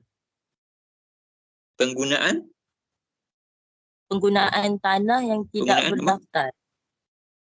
Tanah yang tidak Tidak berdaftar. Oh. Maksudnya tanah illegal lah, secara illegal ke apa? Ya, maksudnya kan macam kalau orang yang tanah yang bukan milik kerajaan tapi orang guna secara berluasa, maksudnya tak ada tu macam tu lah, macam dia orang guna sesuka hati lah. Maknanya penerokaan secara haram kan macam tu? Ya. Okey. Kita ada peruntukan undang-undang dalam kanun tanah negara. Okey, kalau tanah tu berstatus tanah kerajaan, maksudnya tanah tu bukan tanah milik sesiapa. Bukan, contohnya tanah bergeran lain, tanah bermilik. Macam contoh saya ada, orang pun pernah tengok, mungkin orang ada tanah di kampung ke di orang ibu bapa ada tanah sendiri kan, dia ada geran kan. Itu kalau orang lain teroka memang haram lah kan, sebab dia teroka tanah kita ada geran. Lepas tu tiba-tiba orang lain yang tak ada kena-mena dia pergi teroka tanah kita, itu memang haram lah. Jadi kita boleh buat report kepada pihak polis lah, sebab dia menceroboh. Itu memang satu sikap yang tak elok lah kan, menceroboh tanah kita, tanah milik kita yang ada geran. Jadi lagi satu, tanah kerajaan. Tanah ni kita tengok tanah tu kosong je, tak ada apa kan, berluka ke apa. Tapi bila kita cek dekat pejabat tanah, dia bukan tanah milik siapa-siapa. Jadi itu pun kita kena aware juga, kadang-kadang tanah tu walaupun tak ada milik sesiapa tapi dia ada kepentingan biodiversity dia. Mungkin kawasan tu dekat dengan sumber air. Ada punca air bersih ke, air orang kampung ke, yang mungkin situ ada kawasan penting dari segi biodiversity, ada macam contoh panggil tu apa tu yang selalu hidupan liar duk jilat tu apa? Apa ke nama yang apa? Abang tahu tak yang tempat yang hidupan liar lalu duk jilat sak apa ni? Yang dia ambil garam tu kan, garam apa kan nama tu? Jadi kalau kawasan tu ada kepentingan dia tetapi status tanah dia masih tanah kerajaan, jadi kita perlu buat sesuatu lah supaya kawasan tu diberi perlindungan. Jadi jangan benarkan supaya kawasan tu tidak diteroka sesuka hati oleh orang awam lah. Lagi satu, tanah yang berstatus hutan simpanan kekal. Jadi tanah yang berstatus hutan simpanan kekal tu kita sedia maklum di bawah Jabatan Perhutanan lah. Maknanya kalau ada orang buat penerokaan haram ke, pembalakan haram ke, aktiviti haram ke, memang Jabatan Perhutanan ada hak, ada kuasa untuk mengambil tindakan di bawah peruntukan Akta Perhutanan tu. Itu. Dia kena tengok situasi ataupun status tanah tu. Sebab sekarang ni orang awam ni yang tak ada kesedaran dan tamak ni, orang yang tamak. Sebenarnya masyarakat kita ni kalau di kampung tu dah kebanyakan dah ada dah tanah mungkin tanah pusaka ke, tanah yang diwarisi oleh orang tua ke, tetapi kadang-kadang sikap manusia tidak ada kesedaran tentang alam sekitar, tidak ada, patut sikap tamak, dia tak cukup-cukup. Dia dah ada tanah. Lepas tu tanah yang ada tu tak nak diusahakan, nak pergi teroka tanah baru. Kan? Nak pergi teroka kawasan baru. Jadi ini yang sikap yang macam ini yang susah ni, yang itulah cabaran dia tadi. Macam mana nak bagi kesedaran pada masyarakat, orang komuniti yang golongan yang macam ni. Sebab dia rasa mana tanah tu dia punya. Tanah kosong dia punya. Jadi macam mana nak bagi kesedaran? Ini cabaran ni. Cabaran kita ni nak bagi kesedaran. Jadi patutnya dia usahakanlah tanah dia yang ada tu. Tanah yang dia sedia ada tu dia tak nak usaha. Dia biar. Sebab dia tamak. Dia kata, oh dia teroka ni nanti kalau ada rezeki mana tahu boleh jual tanah ni pada orang lain, dia nak dapat keuntungan, profit daripada teroka tanah haram tu. Jadi ini sikap yang tak baik lah. Jadi ini cabaran kita nak menyedarkan masyarakat tentang menguruskan sumber. Kita kena faham dari masa ke semasa sumber kita terhad. Kalau kita tidak uruskan dengan baik, jadi akan hancurlah sumber dan alam sekitar kita. Jadi itu sebabnya pentingnya kita perlu uruskan sumber kita dengan sebaiknya. Jadi nak uruskan sumber dengan baik, peranan NGO, peranan pihak berkuasa itu penting. Peranan masyarakat pun penting. Pertama, masyarakat kena jadi mata dan telinga, kena aware, kena peka lah. Kita kena katalah dekat kampung kita tu nampak macam kawasan tu macam reserve sungai kan, contohlah reserve sungai, tapi orang teroka, orang pergi buat kebun lah, buat tanam kelapa sawit lah. Apa orang pun tahu reserve sungai tu takrifnya macam mana. Jadi kena faham, itu kena ada knowledge tadi. Jadi okey, kalau berdasarkan kepada guideline garis panduan JPS, takrifan reserve sungai itu adalah di kiri dan kanan sungai, sebatang sungai itu. Kalau sungai itu 10 meter lebarnya, 10 meter lah dia punya kiri dan kanan tu, itu reserve sungai. Itulah takrifan JPS lah. Jadi kita kena faham lah. Jadi kita tengok ada orang pula teroka sampai reserve sungai tu sampai ke tebing. Jadi sebab apa kita kena protect reserve sungai tu? Sebabnya, sebab dia pertama dia jadi buffer zone penampan lah untuk kalau sungai tu kadang-kadang musim banjir, jadi buffer zone lah ni yang nak mengelak daripada impact kepada tanah orang yang di darat ni. Jadi kalau tak ada buffer zone, jadi akan memberi impact kepada tanah orang, tanah milik yang dekat-dekat tepi sungai tu, sebab orang dah teroka dia punya reserve. Lagi satu, contohnya tanah milik tu dia tanam kelapa sawit. Kita sedia maklum kelapa sawit ni orang selalu guna racun. Racun apa? Macam-macam racun lah, racun rumpai lah, racun nak menggalakkan baja kimia, chemical. Jadi kalau dengan adanya reserve sungai tu, dia bila musim hujan, bila hujan racun tu tidak akan terus meresap masuk ke tanah, terus masuk ke sungai. Jadi dia ada buffer, dia ada buffer zone tu. Buffer zone tu yang menghalang racun baja-baja kimia ni terus masuk ke dalam sungai. Jadi dia kuranglah impact kepada kualiti air sungai. Tetapi kalau tak ada buffer zone ni, dia akan terus masuk. Jadi akan mencemarkan kualiti air sungai ni dan memberi impak kepada hidupan akuatik dan menjejaskan pendapatan nelayan. Jadi dia ada berkait-kait lah. Jadi itu pentingnya kita pastikan reserve sungai itu tidak terganggu. Jadi sebagai masyarakat ataupun kita yang dah ada kesedaran, kita nampak dekat tempat kita ke kampung kita ke orang teroka. Jadi kita kena lapor lah. Tanggungjawab NGO kena lapor kepada pihak berkuasa supaya mengambil tindakan di bawah Kanun Tanah Negara Seksyen 425 tu, kerana menceroboh tanah kerajaan, tanah reserve sungai. Jadi itu tanggungjawab kita yang dah ada kesedaran. Itu pentingnya kita panjangkan lagi kesedaran tu kepada masyarakat umum, masyarakat ramai. Jadi sebab orang yang teroka tadi dia tamak. Dia dah ada tanah dah, tapi dia nak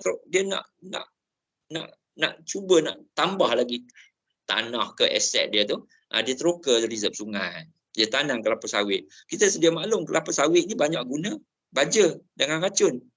Jadi bila hujan, orang pun faham kan, baja dan racun dia akan serap masuk ke dalam tanah, terus masuk ke sungai tanpa ada buffer. Dia tanam kelapa sawit tu sampai ke tebing sungai.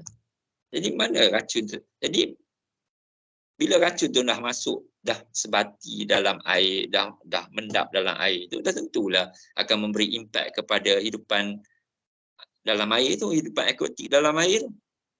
Dan bila dah mati dan jejak dah memberi impak kepada hidupan dalam air tu memberi kesan kepada pendapatan kalau ada nelayan sungai tu. Jadi dia akan berkait-kait dia punya impak tu. Jadi itu pentingnya kesedaran kita.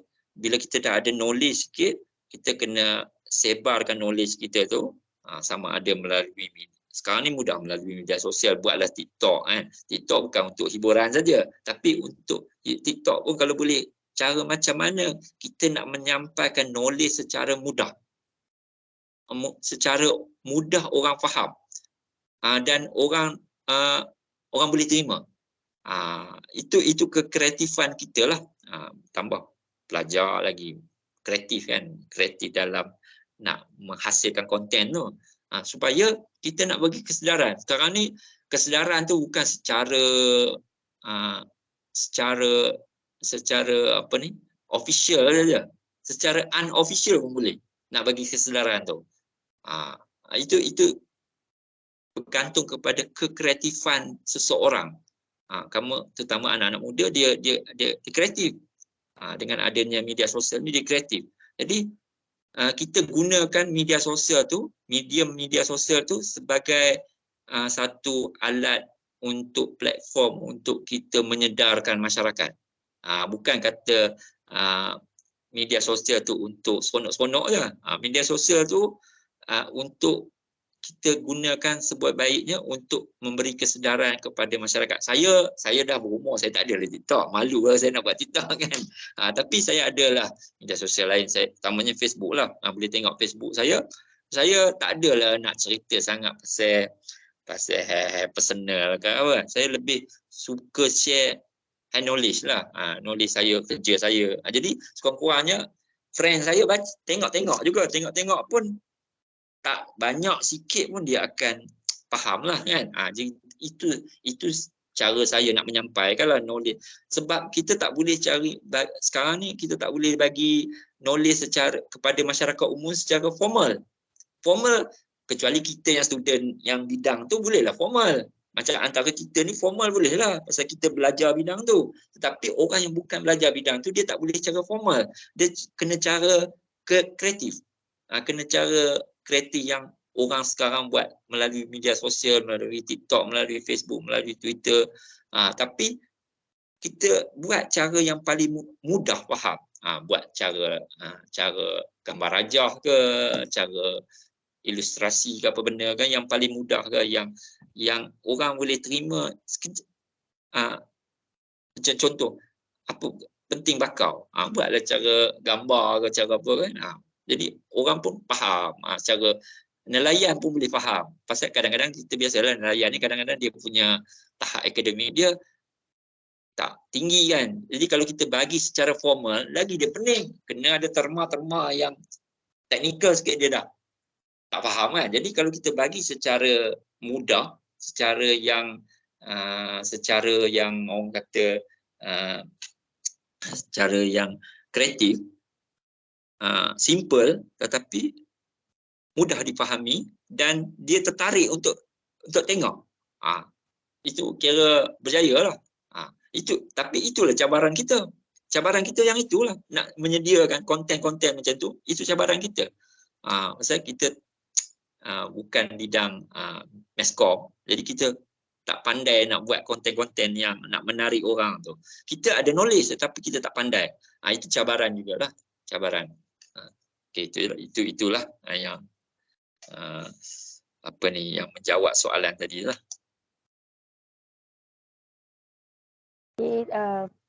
Mungkin soalan terakhir kot dari saya.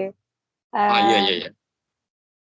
Dan kan macam kita dah dengar Encik dah terang pasal cabaran, isu dan semualah. Jadi macam nak tanyalah kalau daripada pihak ASM sendiri, apa penambahbaikan yang Encik rasa Encik nak tambah baiklah untuk ASM di macam mungkin kan tahun 2023. Mungkin ada penambahbaikan apa lagi nak buat. Okey, penambahbaikan dalam bidang tugas kod saya ke macam mana? Ke dalam nak menangani isu-isu alam sekitar ni. Mungkin ASM ada macam nak buat penambahbaikan ke ataupun nak membanyakkan lagi apa-apa ke macam untuk 2023 lah. Okey, seperti biasa penambahbaikan tu tak ada, tetapi penambahbaikan tu cuma kita kena kerap bersama dengan memasyarakatkan dan membudayakan kesejahteraan alam sekitar ni. Ini yang saya cuba nak memasyarakatkan. Sebab saya tak nak topik alam sekitar ni menjadi hanya milik grup-grup tertentu saja. Macam orang cakap tadi, dekat universiti pun student yang bukan bidang hampa pun dia tak faham tentang alam sekitar kan. Jadi kalau boleh kita nak membudayakan kesejahteraan alam sekitar dan memasyarakatkan kesejahteraan alam sekitar ni di kalangan kelompok orang di sekeliling kita dulu. Itu cara, itu perlu itulah salah satu matlamat untuk menambah baiklah kan. Sebab kalau kita macam saya contohnya pergi ke seminar level international, pergi ke sana Geneva ke apa ke mana, tetap berlaku juga isu alam sekitar. Tetap berlaku juga di negara kita. Saya duk cakap pompang di dekat, katalah dekat luar negara lah kan. Tetapi di dalam negara tetap berlaku juga, sebab di dalam negara masih orang tak ada kesedaran. Di peringkat international mungkin ada kesedaran, tapi di peringkat international tu boleh buat apa? Tak boleh buat apa pasal dia orang luar. Jadi yang penting kita target orang kita di sekeliling kita dulu. Di sekeliling kita. Rakan-rakan kita yang paling hampir lah, rakan-rakan kita, contohnya kita duduk satu dorm atau satu bilik, yang kalau di tingkat universiti tu duduk dorm satu asrama tu yang bukan bidang environment tu, kita kena cuba bagi mereka pemahaman juga. Pemahaman tak banyak, sikit kena faham. Kalau boleh kita gunalah mangkuk tingkat contohlah kan, kalau kita kurangkan penggunaan plastik seboleh-bolehnya. Lepas tu kena tubuhkan kelab pecinta alam ke, kelab alam sekitar ke di ni. Lepas tu hampa orang dah duduk, orang kata dah bidang alam sekitar ni, buat case study yang untuk long termnya, untuk jangka masa panjangnya. Hampa orang dah habis pun ada kesinambungan untuk student yang akan datang. Buat case study yang macam saya cerita tadi, kena pasti satu kawasan yang tak jauh daripada hampa orang punya kampus ke apa, kita buat kawasan tu sebagai kawasan angkat kan, untuk sampai bila-bila lah, untuk macam contoh di UPM dia punya fakulti perhutanan, dia punya apa ni, hutan, tempat tapak kajian dia yang dia orang punya sendiri dia, yang dia orang dapat daripada kerajaan negeri. Jadikan satu tempat kajian case tadi, yang tempat kajian apa pun di situ. Jadi kawasan tu sampai bila-bila akan terjaga. Walaupun bila-bila masuk student dah keluar, dia tetap akan jadikan situ tempat kajian sampai bila-bila. Jadi baru kita dapat hasilnya takkan dalam masa yang singkat, hasilnya jangka masa panjang. Tapi kita yang kena memulakan dulu. Kita kena buat sesuatu dulu. Sebab saya tengok di Kelantan ni tak ada lagi yang macam kajian luar, tempat case study yang menjadi fokus kepada mana-mana IPT ke, mana-mana NGO, tak ada lagi. Saya tak nampak lah, kecuali ada satu dua, itu pun inisiatif Jabatan Hutan. yang dekat Pantai Senok kalau tak silap saya. Itu satu. Pantai Senok. Itu yang Jabatan Hutan lah. Tapi kalau yang IPT saya tak nampak lah. Tak nampak. Begitu juga NGO pun. NGO kita sedia maklum lah. NGO dia, kami nak pergi ke Kelantan pun agak kekangan lah. Cabaran dia kewangan lah. Kita tak mampu nak pergi sampai Kelantan kan. Cabaran dia lah kan. Dari segi kewangan, kita pun sumber kewangan yang terhad. Jadi itulah tambah baiknya kena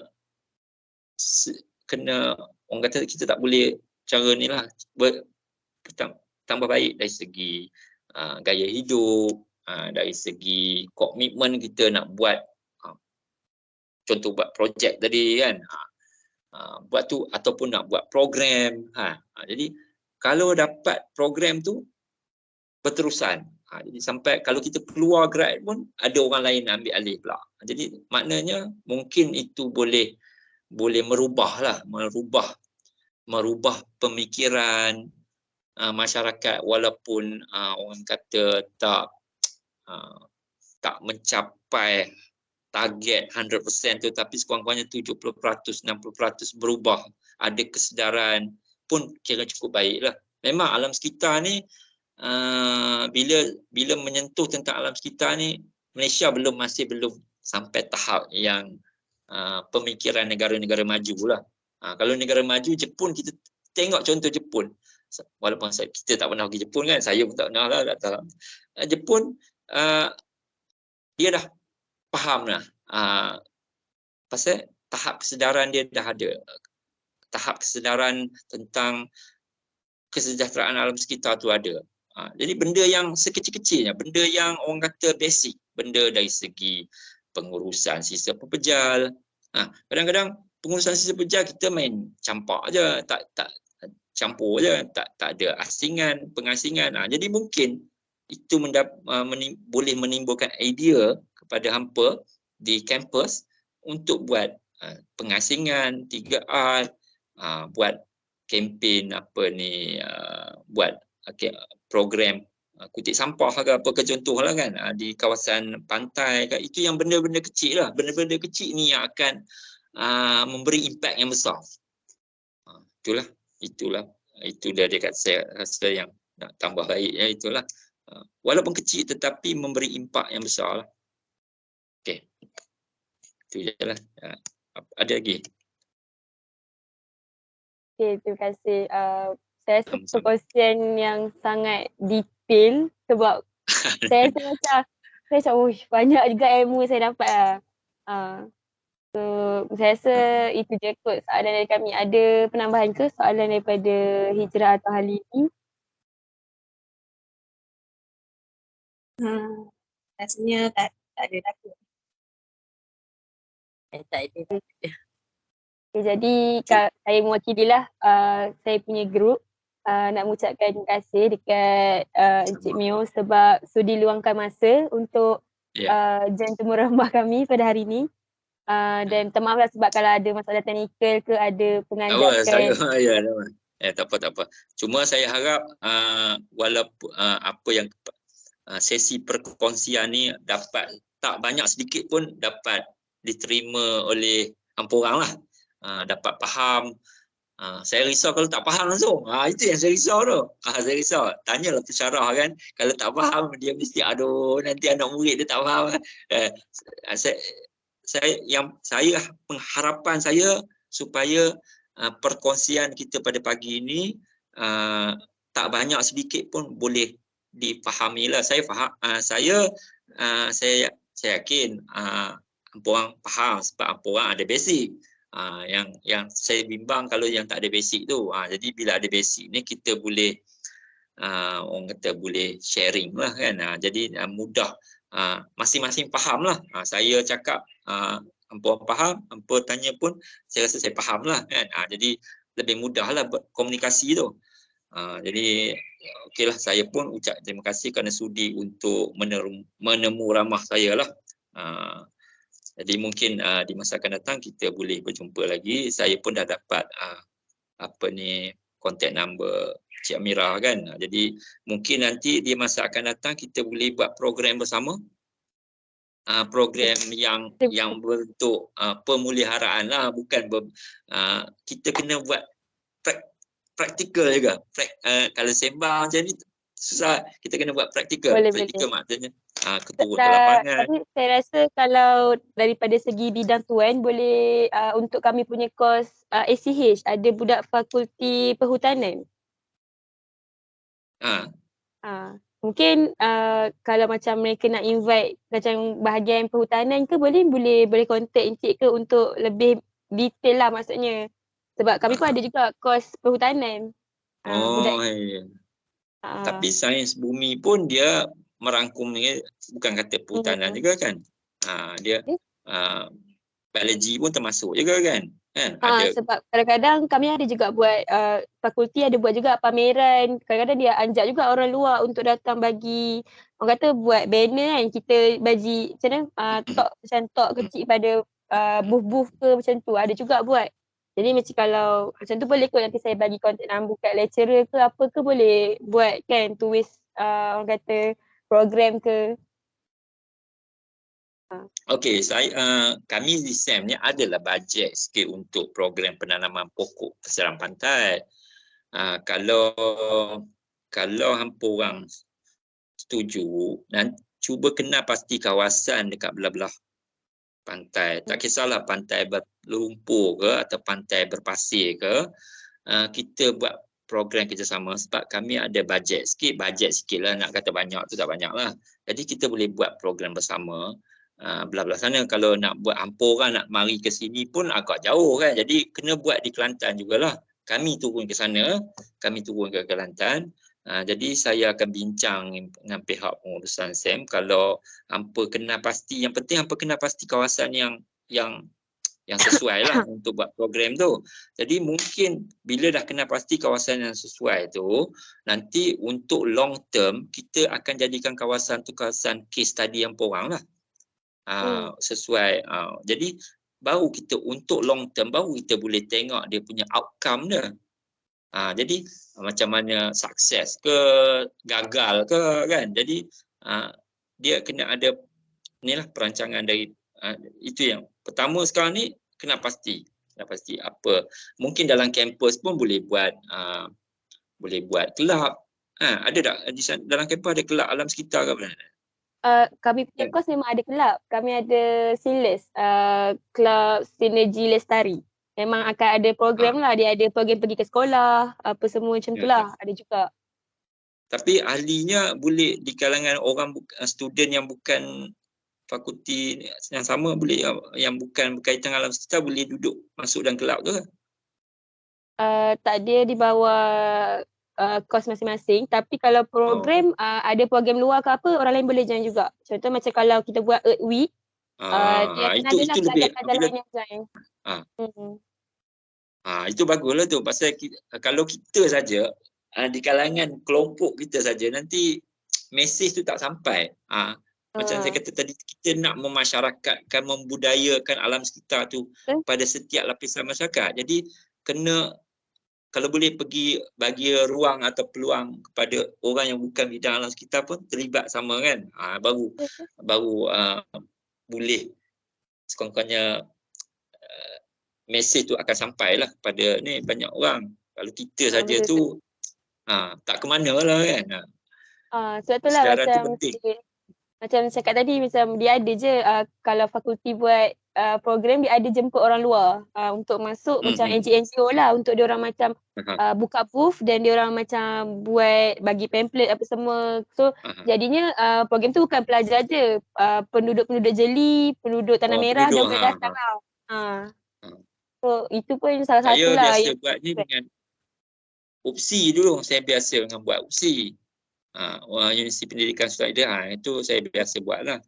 Tapi dengan UMK memang tak pernah lagi lah. Tak pernah memang. Pasal mungkin faktor jauh lah. Jauh. Lagipun kalau kelestarian tu tak banyak kat Malaysia. Macam kita orang pun dekat Malaysia ada 3 je tak silap. So kalau satunya kita orang lah. Tapi kalau yang untuk yang program penanaman pokok untuk pesisir pantai tu, kita orang adalah bajet sikit. Itu kalau itu boleh mungkin boleh gunakan tu lah, platform tu lah. Tak apa. Tapi cumanya Sebab kalau video ni nanti lecturer akan tengok. Nanti mana tahu dia tengok dia dia akan tertarik ya. Dia propose kat dekan, kita pun tak tahu. Jadi kena pasti, orang kena pasti kawasan yang rasa sesuai lah kan. Sesuai dan tidak boleh mengundang tak kawasan tu tak berisiko ke apa kan. Memang boleh lah. Jadi kita ada tambah pula Jabatan Hutan dia ada program penghijauan Malaysia. Kita boleh gunakan dana tu lah. Tapi kena pula yang mohon tu IPT. IPT dia lebih bagi kelebihan ni lah, macam lebih bagi keutamaan lah kan. Boleh. Jadi kita kena rebutkan peluang tu. Rebutkan peluang tu lah. Macam yang program penghijauan tu kan. Yang sekali dengan program penanaman pokok selang pantai tu. Pasal kami pun adalah dapat sedikit dana daripada kerajaan kementerian untuk buat program penanaman pokok selang pantai tu. Jadi kalau tak gunakan duit tu, tak gunakan peruntukan tu, rasa rugilah kan. Jadi kita ada peluang tu. Kalau tak ada tu lain cerita lah, ini pasti ada. Cuma untuk tahun ni saya tak pasti dah berapa digunakan. Tapi saya rasa ada ni lah. Nanti saya boleh bincang balik lah dengan pihak pengurusan SAM lah. Boleh. Nanti saya pun try tanya pada lecturer macam mana. Kalau dia berminat, boleh nanti saya bagilah contact number untuk dia senang lagi lah nak berinteraksi kan. Ya. Jadi saya nak minta izin lah untuk saya nak upload video ni dekat YouTube dan juga maksudnya maklumat-maklumat yang Encik sampaikan tu kami nak buat infografik untuk kami kongsikan dengan orang-orang lain. Sebab kami ada presentation dekat Dewan minggu lepas cuti ni. Boleh. Okay. Saya rasa cuma kalau yang agak sensitif janganlah dia ada apa orang akan edit nanti kan. Kadang-kadang mungkin ada tersikit ayat-ayat yang tak berapa ni kan. Jadi edit lah sikit lah kan. Mana tahu kan. Tak, sebab kalau upload kat YouTube pun saya akan buat dia hanya untuk lecturer saya tengok. Bukan untuk tontonan umum lah sebab ni confidential. Cuma maklumat je yang kami akan simpan. Ya. Okey. Boleh. Okay. Terima kasih. Banyak sangat ilmu yang saya dapat hari ni. Alah, sedikit je tu. Okey, terima kasih. Jumpa lagi lah. Terima kasih, Cik. Bye.